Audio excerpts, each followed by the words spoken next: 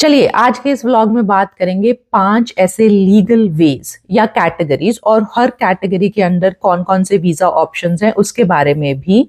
अगर किसी को इंडिया से यूएस से आना है ऑन शॉर्ट टर्म या फिर लॉन्ग टर्म, तो 5 लीगल तरीके आपके साथ आज मैं शेयर करूंगी, लेकिन सिर्फ इंडियंस के लिए। ऐसे कुछ ऑप्शंस अवेलेबल हैं यहाँ पे जो इंडियंस के लिए अवेलेबल नहीं है, इंडियंस उनके लिए एलिजिबल नहीं है। For example diversity visa lottery, उसके लिए इंडियंस एलिजिबल नहीं है क्योंकि इंडिया की पॉपुलेशन बहुत ज़्यादा है। तो ऐसे दो चार कुछ और ऑप्शंस भी हैं जो इंडियंस के लिए अवेलेबल नहीं है, लेकिन उनके बारे में हम इस व्लॉग में बात नहीं करेंगे।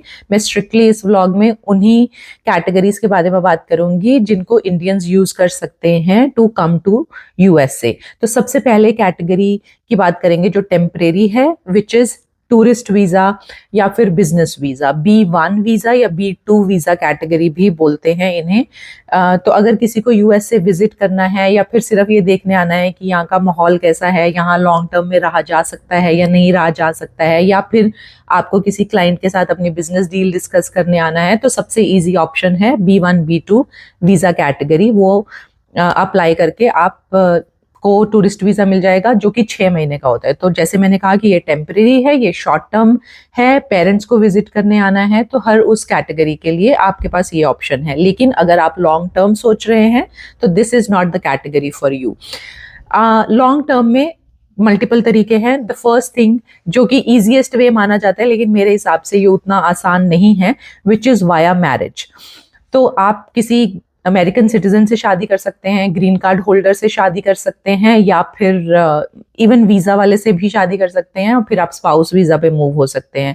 अगर मान लीजिए आपने किसी अमेरिकन सिटीजन से या ग्रीन कार्ड होल्डर से शादी की है, तो आपके पास फिर 3 ऑप्शंस हैं। या तो आप एंगेजमेंट करके यूएस से मूव हो जाएं, लेकिन उस केस में आपको 90 दिन के अंदर अंदर यहाँ पे शादी करके अपना स्टेटस जो है चेंज करना पड़ेगा, विच इज K1 वीजा। तो K1 वीजा एक फियांसी वीजा होता है जिसमें आप एंगेजमेंट करके भी आपका स्पाउस जो है आपको यूएस से बुला सकता है। दूसरा है शादी करके।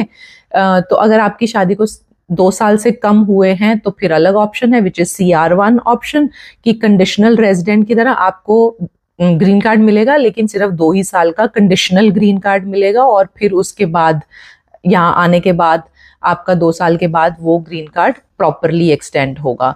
अगर आपकी शादी को 2 साल से ज़्यादा हो गए हैं, तब आपका जो स्पाउस है वो यहाँ पे immediate relative IR1 visa category के अंडर जो है आपका ग्रीन कार्ड फाइल कर सकता है, और उस तरीके से आप यूएस से मूव हो सकते हैं। तो अगर मैरिज कैटेगरी के अंडर आप मूव होते हैं और किसी ग्रीन कार्ड या अमेरिकन सिटीजन के साथ शादी करके मूव होते हैं, तो आपको डायरेक्टली ग्रीन कार्ड मिलता है। लेकिन अगर आप H1 वीज़ा या L1 वीज़ा ऐसे किसी इंसान के साथ शादी करके मूव होते हैं, तो फिर आपको स्पाउस वीजा मिलता है। H1 के वालों को H4 वीजा मिलेगा, L1 वालों को L2 वीजा मिलेगा, और हर वीजा के ऊपर फिर आपके पास वर्क परमिट के अलग अलग कंडीशंस हैं। L2 वालों को जल्दी EAD मिल जाता है, EAD माने एम्प्लॉयमेंट ऑथराइजेशन डॉक्यूमेंट, और H4 वालों को EAD वो डिपेंड करेगा कि आपके स्पाउस की H1 पे ग्रीन कार्ड फाइल्ड है या नहीं है, कौन सी स्टेज क्रॉस है। तो फिर स्पाउसेस के लिए डिफरेंट ऑप्शंस हैं, लेकिन द बेस्ट थिंग इज कि अगर आप सिटीजन या ग्रीन कार्ड से ही शादी करते हैं तो फिर आपको ग्रीन कार्ड ही मिलता है, and there is no restrictions कि आप यहाँ पे आके काम नहीं कर सकते हैं या all those. One tip I can give कि जो एस्पायर कर रहे हैं यूएस से आने के लिए और शादी करने के लिए ग्रूम या ब्राइड देख रहे हैं, they can always go to EB1shadi.com। EB1shadi.com जैसे इंडिया का शादी.com है या भारत मैट्रिमोनी.com है, ऐसे ही EB1shadi.com यूएसए की एक मैट्रिमोनियल साइट है जो बहुत नई है, लेकिन सपोजिटली उस पे आपको ऐसे ग्रूम या ब्राइड मिलेंगे जो या तो सिटीजन हैं या फिर ग्रीन कार्ड होल्डर्स हैं या फिर EB1 कैटेगरी के अंडर उनका ग्रीन कार्ड फाइल्ड है। EB1 कैटेगरी के अंडर ग्रीन कार्ड फाइल होने का मतलब ये है कि उन्हें कंपैरेटिवली बाकी वीजा के कंपैरिजन में जल्दी ग्रीन कार्ड मिलने की संभावना है। तो EB1shadi.com is kind of matrimonial site जो आप सीख कर सकते हैं अगर आप यूएसए में किसी से शादी करना चाहते हैं जिसके पास ऑलरेडी सिटीजनशिप, ग्रीन कार्ड या फिर EB1 कैटेगरी में ग्रीन कार्ड फाइल्ड है। चलिए, सबसे पहले टूरिस्ट वीज़ा या बिजनेस वीज़ा, सेकंड नंबर पे वाया मैरिज वीज़ा, जिसके अंडर मैंने आपको ऑप्शंस बता दिए K1, CR1 और IR1। अब तीसरा जो फेमस है कैटेगरी वो है स्टूडेंट वीज़ा। तो स्टूडेंट वीज़ा में भी आगे 3 तरीके के वीज़ा होते हैं इस कैटेगरी के अंडर।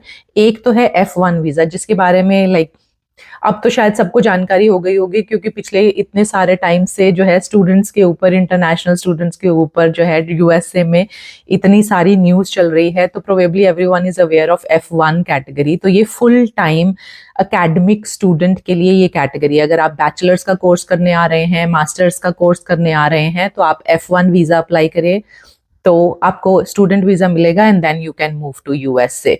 अब ये लॉन्ग टर्म प्रोसेस कह सकते हैं। इनिशियली आपको ऑफ कोर्स जितनी आपका कोर्स है उतना ही वीज़ा मिलेगा, लेकिन यहाँ आने के बाद फिर आपको अलग अलग वीज़ा लाइक OPT मिल जाता है, तो आप F1 से फिर H1 पे चले जाते हैं, तो आप अलग अलग वीज़ा में एक्सटेंशन करा सकते हैं। But F1 is kind of a long term plan for you. F1 के अलावा स्टूडेंट वीज़ा कैटेगरी में एक और कैटेगरी आती है जिसका नाम है J1 वीज़ा।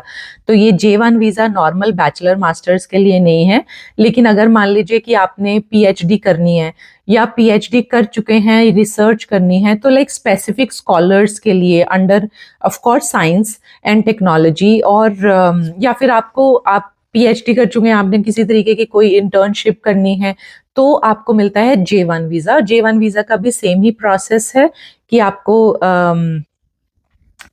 H1 पे कन्वर्ट होना पड़ेगा, फिर उसके बाद आपकी ग्रीन कार्ड फाइलिंग होएगी। लेकिन F1 वीज़ा पे आपको सिर्फ 20 घंटे काम करना अलाउड है, लेकिन J1 visa actually can be like a full time job. तो अगर आप PhD कर रहे हैं तो J1 वीज़ा में आपको स्कॉलरशिप मिलती है, which is less, I think $2,000-2,500 per month की स्कॉलरशिप होती है। लेकिन J1 वीज़ा पे ही PhD करने के बाद अगर आप रिसर्च कर रहे हैं तो आपको एक फुल फ्लेज सैलरी मिलती है, मतलब $1,00,000 साल का जो प्रॉपर एक जॉब में सैलरी मिलती है, तो वैसे। लेकिन F1 पे आपको 20 घंटे काम करना अलाउड है, और फिर आप जहाँ भी जिस एरिया में काम कर रहे हैं वो 20 घंटे उसके हिसाब से आपको सैलरी मिलेगी। तीसरी कैटेगरी जो स्टूडेंट वीज़ा के अंडर ही आती है वो आती है M1 कैटेगरी। M1 उतनी फेमस नहीं है क्योंकि M1 कैटेगरी में आप यहाँ काम नहीं कर सकते हैं, लेकिन अगर आपको कोई छोटी मोटी वोकेशनल ट्रेनिंग करनी है, मतलब कोई शेफ का, कुकिंग का कोई क्लासेस करनी है, या कोई कुलिनरी कोर्स करना है, कोई मैकेनिकल का कोर्स करना है, जैसे वोकेशनल ट्रेनिंग्स हम इंडिया में बोलते हैं, तो वो आप M1 वीज़ा के थ्रू भी यहाँ आ सकते हैं। लेकिन उसका एक ही ड्रॉबैक है कि M1 वीज़ा पे आपको काम करना अलाउड नहीं है, तो it is very difficult to survive in USA। इसलिए ज़्यादा फेमस कैटेगरी स्टूडेंट वीज़ा के अंडर 2 ही हैं, विच इज़ F1 वीज़ा और J1 वीज़ा। तो स्टूडेंट्स के लिए अब तो नया न्यूज़ भी आ गया है भाई, थोड़ी सी राहत हो गई है। जिन स्टूडेंट्स के वीज़ा रिवोक हुए थे, अगर दे हैव बीन फाउंड कि उनकी कोई ज़्यादा मेजर गलती नहीं थी, तो उनके वीज़ास को रीइंस्टेट कर दिया है। तो अब स्टूडेंट्स भी आराम से बिना निश्चिंती के US से मूव हो सकते हैं विदाउट थिंकिंग कि स्टूडेंट्स के लिए यहाँ बहुत ज़्यादा डिफ़िकल्ट हो रहा है। डिफ़िकल्ट नहीं हो रहा है। हाँ, ऑफ कोर्स अगर आप पढ़ाई करने के लिए आ रहे हैं तो आप सिर्फ पढ़ाई करें, प्रोटेस्ट का हिस्सा नहीं बने, ड्रंक ड्राइविंग नहीं करें। तो जो क्राइम्स एक्चुअली क्राइम्स हैं कि प्रोटेस्ट में हिस्सा लेना क्राइम की कैटेगरी में नहीं है, लेकिन you don't have to be part of those protests, या फिर ड्रंक ड्राइविंग करने की ज़रूरत नहीं है, या फिर किसी भी क्राइम का, किसी भी ये रॉबरी का हिस्सा बनने की ज़रूरत नहीं है। आप सिर्फ पढ़ाई करने आ रहे हैं, तो it's not that bad for international students as per the latest news. चलिए, विजिटर कैटेगरी हो गई, मैरिज वाली कैटेगरी हो गई, स्टूडेंट वीजा कैटेगरी हो गई। अब चौथा है work visas, which is again very very popular among Indians. यहाँ पे मैक्सिमम ऑफ इंडियंस जो इमिग्रेंट्स हैं वो मोस्टली या तो स्टूडेंट वीजा पे आए थे और फिर वर्क वीजाज में कन्वर्ट हुए थे, या फिर डायरेक्टली वर्क वीजाज में आए थे।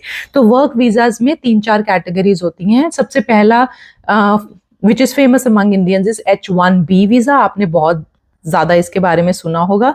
तो H1B वीज़ा आपको कोई तो एम्प्लॉयर चाहिए है सारे वर्क वीज़ाज के लिए। इवन स्टूडेंट वीज़ा के लिए आपको किसी कंपनी का लेटर चाहिए, सारे वर्क वीज़ाज के लिए आपको किसी ना किसी कंपनी का of course job letter, offer letter, sponsorship चाहिए बेसिकली। तो H1B कैटेगरी का सिर्फ ये है कि ये भी एक लॉटरी सिस्टम है। तो साल के शुरुआत में आप ये फाइल करते हैं, कहीं मार्च अप्रैल में जाके लॉटरी निकलती है, उस लॉटरी में आपका नंबर आता है, तो फिर अक्टूबर ऑफ दैट ईयर से जो है आप अपनी जॉब शुरू कर सकते हैं अंडर H1B वीज़ा। अब H1B वीज़ा पे नॉर्मल आपकी रेगुलर एनुअल सैलरी, एक एवरेज की बात करें तो $1 लाख पर ईयर वाला है, बट आपको हमेशा ही एम्प्लॉयर का स्पॉन्सरशिप लगेगा ही लगेगा।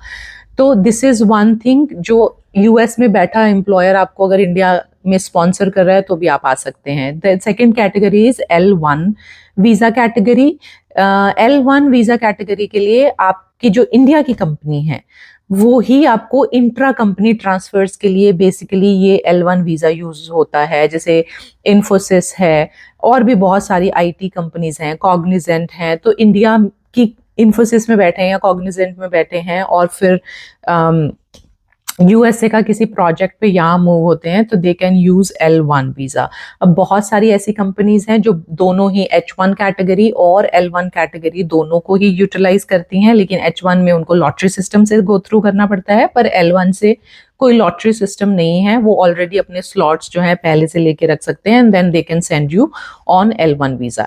H1 पे आएंगे तो अपने स्पाउस को साथ लेके आ सकते हैं और उनको H4 वीज़ा मिलेगा, जिसपे वर्क परमिट तब तक नहीं मिलेगा जब तक आपका ग्रीन कार्ड फाइल नहीं है और ग्रीन कार्ड का सेकेंड स्टेज I-140 क्लियर नहीं है।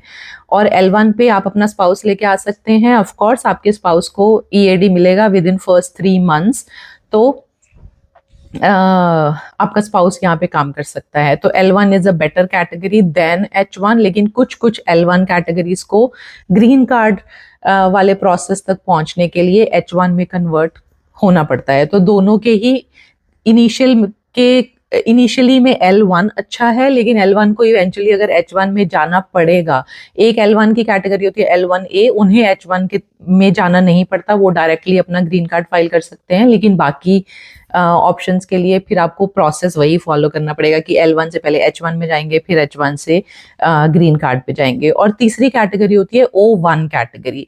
इसके बारे में बहुत कम लोगों ने शायद सुना होगा, क्योंकि ये एक बहुत ही एक्स्ट्रा ऑर्डिनरी एबिलिटी होनी चाहिए। मतलब कोई एथलीट है या कोई स्कॉलर है, कोई साइंस में बहुत अच्छा कर रहा है। कभी कभी आपने सुना होगा ये छोटे छोटे 11, 12, 15 साल के बच्चे जो हैं जिनका IQ लेवल बहुत हाई है और वो कुछ एक्स्ट्रा ऑर्डिनरी एबिलिटी रखते हैं, तो उनको यहाँ पे कंपनीज हायर कर सकती हैं एंड O1 वीज़ा कैटेगरी के अंडर जो हैं they can come to US से, या फिर कोई एथलीट हैं, या you have to have some extraordinary ability to get entry into US से वाया O1 वीज़ा। एक जो कैटेगरी है जो बहुत अनकॉमन है वो है H2B कैटेगरी, लेकिन ये एक टेम्परेरी वीज़ा कैटेगरी है और एग्रीकल्चरल में इसका यूज नहीं हो सकता। तो नॉन एग्रीकल्चर वर्कर्स के लिए ये एक टेम्परेरी कैटेगरी यूज हो सकती है, लाइक हॉस्पिटैलिटी, होटल्स वाले सर्विसेज में, या फिर लैंडस्केपिंग बोलते हैं जहाँ पे मतलब कंस्ट्रक्शन वाले केसेस में, या गार्डन बनाने वाले केसेस में। सो ऐसे बड़े सारे ऑप्शंस हैं जहाँ पे एक टेम्परेरीली आप मूव हो सकते हैं अंडर H2B वीज़ा, लेकिन नॉन एग्रीकल्चर सेक्टर में। अब हमने कवर किया tourist visa, marriage based visa, उसके बाद स्टूडेंट वीज़ा, और देन वर्क वीज़ा के अंदर ऑल ये सारी categories H1, L1, O1, H2B।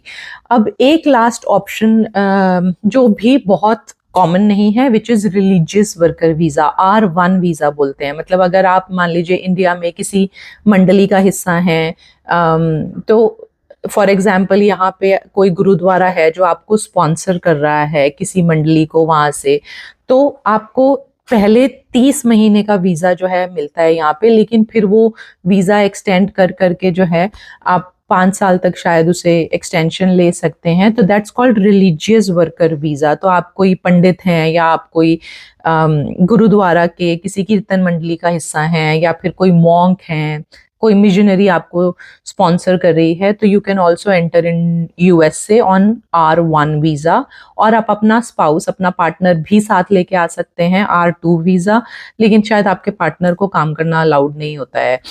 तो this is one more category.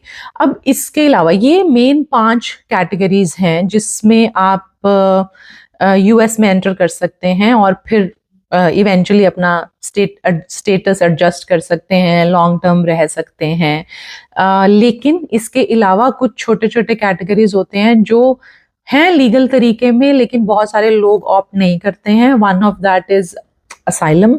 जैसे किसी कंट्री में वॉर लग जाती है या फिर आप अपनी कंट्री में सेफ नहीं है, तो यहाँ आके आप कहते हैं कि मेरे को अपने कंट्री में सेफ नहीं हूँ, मुझे प्रोटेक्शन काइंड ऑफ चाहिए, तो असाइलम के अंडर आपका केस चलता है, बट उसे सालों साल लग जाते हैं।